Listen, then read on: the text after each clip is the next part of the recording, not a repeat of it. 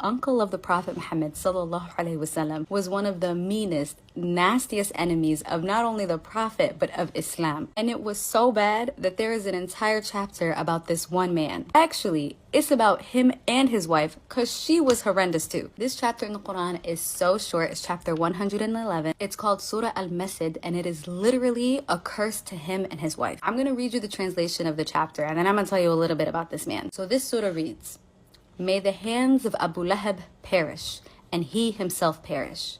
Neither his wealth nor his worldly gains will benefit him. He will burn in a flaming fire, and so will his wife, the carrier of thorny kindling.